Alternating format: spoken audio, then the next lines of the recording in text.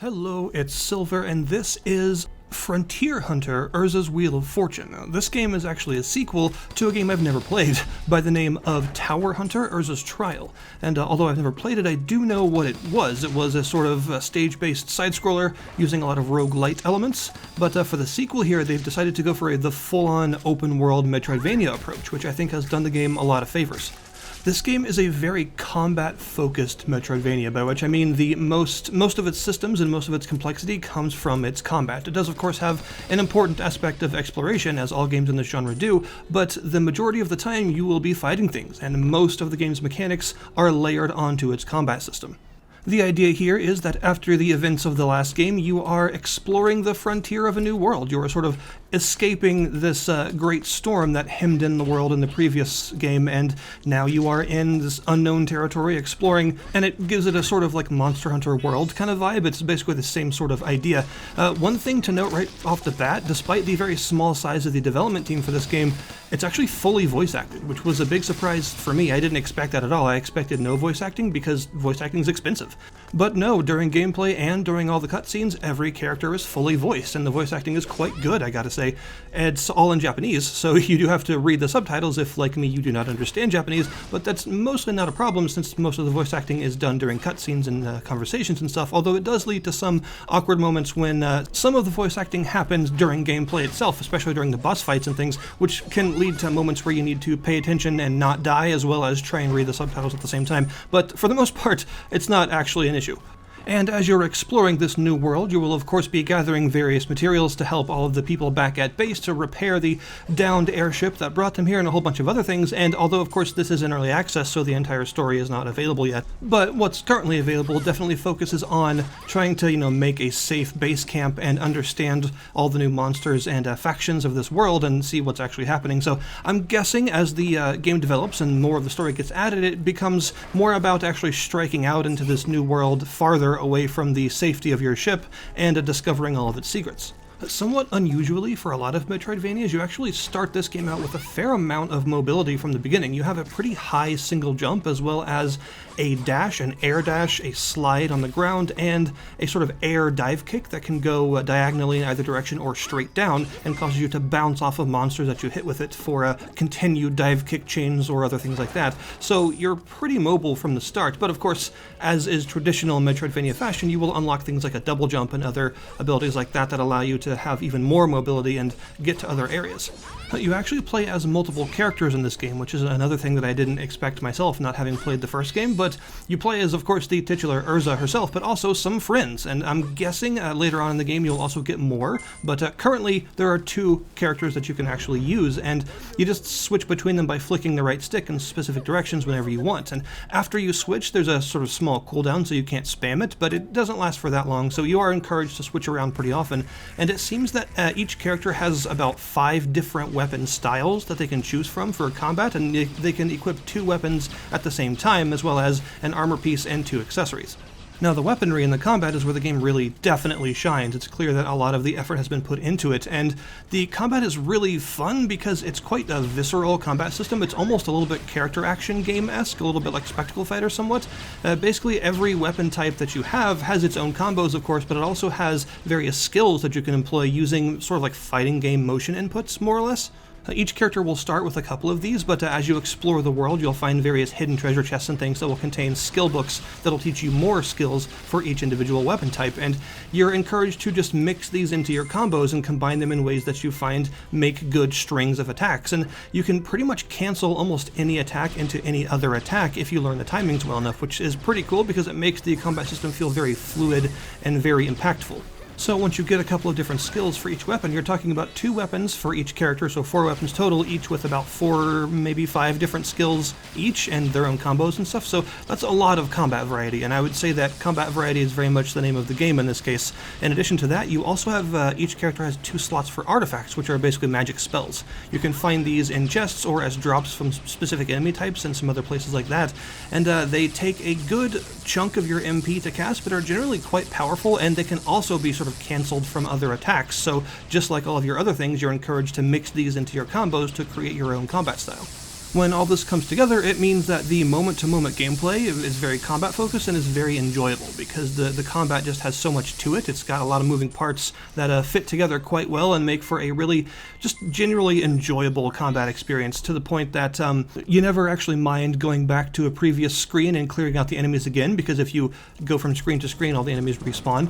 But it's fun enough to string all of your created combos together and stuff that the combat just doesn't get old, and it helps that the enemies are never too spongy. You know, as you get to new areas, enemies will have more health, but you'll also be finding new weaponry as well as new recipes that allow you to craft new weaponry at back at base, and you can find these recipes for weapons, armor, and accessories of various tiers, and each character, like I said earlier, has their own selection of possible things they can use. Like Erza, for instance, can use weapons like katanas, rapiers, and spears, and the other character that you have access to can use various hand-to-hand attacks, as well as a lot of guns, like magical guns, like miniguns and magic cannons and things, sniper rifles as well. So there's definitely a huge amount of combat variety, and in addition to all of this different equipment and stuff, there's also kind of an Castlevania Aria of Sorrow-esque system in place, where every enemy can drop its core if you kill it enough times, and the core is a sort of passive benefit that is represented as something like a Tetris piece, basically. And every piece of equipment, whether it's a weapon, an armor, or an accessory, will have this grid of sockets on it, and you can put these Tetris pieces into those sockets in the way that makes them fit in order to gain the passive benefits of those cores. Every monster has a core, and they do things like increasing different stats by different amounts, giving you resistances to certain elements, making your weapons actually make enemies weak to certain elements, which funnily enough is called an allergy in this game for some reason. So if you have something that makes an enemy weak to earth, it'll say they have an earth allergy, which is, I don't know, this is really funny to me. But and of course, more powerful enemies, including bosses, will have much more complex cores with a lot more effects and a lot more powerful effects, but they'll also be physically larger and more difficult to fit into equipment. Since every piece of equipment has this grid, it might be 2x3 or 4x4. You never know exactly how many pieces it'll be, but you can just fit as many cores as will physically fit in those sockets that you have. And something to know, you cannot rotate these pieces, by the way. You have to fit them in exactly as they are. And also you'll find that a lot of equipment comes with sockets that some of it's covered up and some of it's open, and you have to go to the blacksmith and actually expend extra materials in order to open up those locked spaces to expand the grid to actually have its full potential available to you. Most pieces of equipment don't come with their full grid available, and there's tons and tons of materials that drop from monsters and treasure chests and pots and all sorts of things like that in this game, so you'll definitely be wanting to use a lot of these materials to both craft new pieces of equipment as well as upgrade the grids on current equipment to fit better cores into. You also have this rage system, which the game actually doesn't explain at all currently, but you'll see that colorful flame next to your health gauge up at the top of the screen. That's a rage point, and I'm not 100% sure how you get these. It seems to be simply from dealing damage and killing enemies, but I'm not sure what the exact threshold is. And you can hold up to 3 of them, it seems, and every character starts with an ultimate ability. It's usually on down, up, right trigger. And it's usually just a really powerful spell or attack of some kind that does some very large damage and has an extra benefit to it, like freezing an enemy or draining their health to you or something like that. And the game also promises that you can find some ultimate scrolls later on to actually expand the character's repertoires of ultimate abilities as well. So that is even more combat variety added, and those become extremely important in the boss fights, by the way. Boss fights in this game are quite an event because they tend to have like 3 or 4 health gauges or more, as well as this break gauge that causes them to take huge damage when it's depleted, but only for a very short period of time. And generally speaking, each of the boss fights is pretty difficult, I found. One of them took me like 4 or 5 tries to beat, but they've all been very possible. You know, none of them have felt like crazy challenges that were unfair or anything like that. I was able to get through all of them after trying a couple of times, and they're generally pretty fun. So there are also a couple of other mechanics back at base. You have, for instance, a cooking mechanic. You can find various benches to rest on. These act as checkpoints, like save points that restore all of your health and stuff when you use them, and you can also cook at them, and you can buy various recipes at the base, as well as find lots of ingredients or buy the ingredients around the place, and you can just cook meals for the recipes that you have. And these generally provide a roughly 5 minutes of stat up effects and sometimes other things like drop rate increases or experience gain increases and stuff like that. So cooking is actually pretty useful because it tends to be a relatively significant stat increase, as well as having some other useful passive effects. They just don't last for too long each time. I've also found that there are several side quests to do, even at this early stage in the game, that tend to be surrounding, finding certain pieces of the world or something like that, finding specific collectibles and things of that nature, and they're generally worth doing because they give a good amount of experience as well as oftentimes a good amount of money and sometimes some other materials and things. You do have an experience system, by the way. It seems like both characters get the same amount of experience no matter which one you're using, so you don't have to worry about switching between them to keep them even or anything. They will both level up, and level ups are pretty much exactly as you would expect. It is to increase your stats, and in addition to all the various cores that you can equip, you can also find these mysterious fruits that will permanently increment the stats of whoever you feed them to. Different fruits will increase different stats. These are basically like your growth items. And on top of all this, of course, you've got a very large world to explore, even though that, the whole world isn't available yet at this current stage in the early access campaign. It just launched. The world that is available is quite large. I was actually impressed by how expansive it was. I wasn't expecting it to have as many different areas as it actually does have, and each area is definitely very visually distinct from the last, and tends to have its own selection of enemies, although currently the areas do share some enemies in between them. I have to wonder if that's going to be a permanent thing, or if that's just temporary until they get more enemy variety in the game. I'm not sure.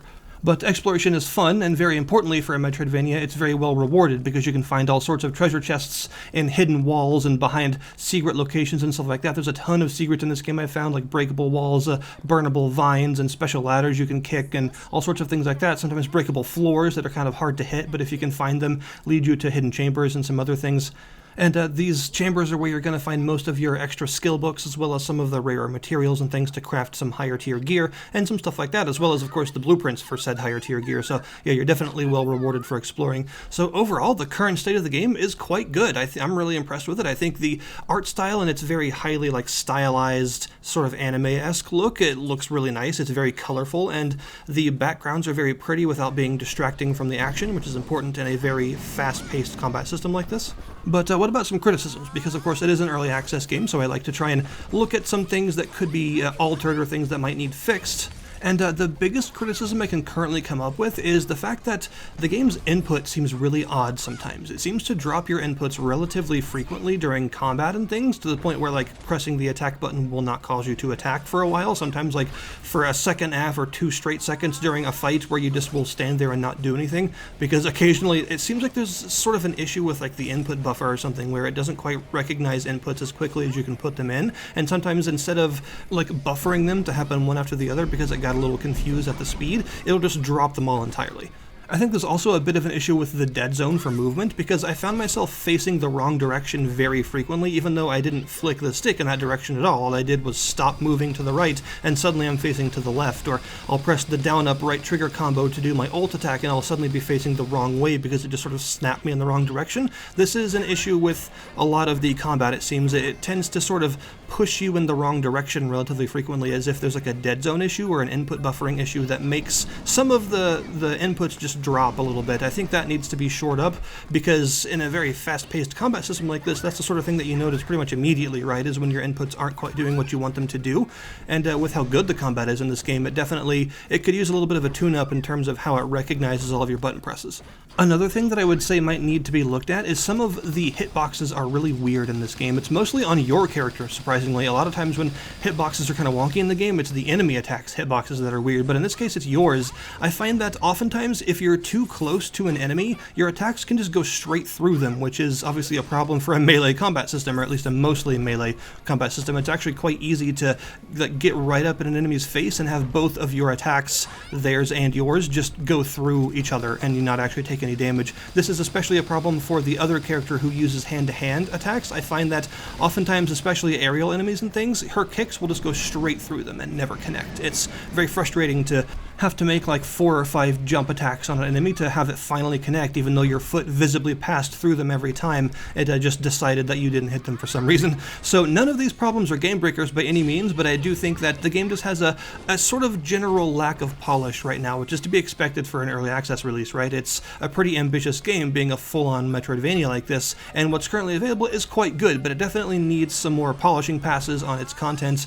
on its hitboxes, on its inputs and stuff like that, just to shore it up and make it feel as nice to play as it looks, So that's my current view on Frontier Hunter, a pretty impressive, very small team project that's quite large in size, and actually has a really fun combat system and a pretty interesting world to explore. It's just, I think it's going to shape up to be a really enjoyable Metroidvania, and hopefully its early access allows it to get that sheen of polish that it deserves on top of all of the other content that's going to be coming as it updates. So I will, of course, link you in the description below this video to the Steam store page for this game so that you can check it out yourself. Thank you guys very much for watching, and I'll see you next time.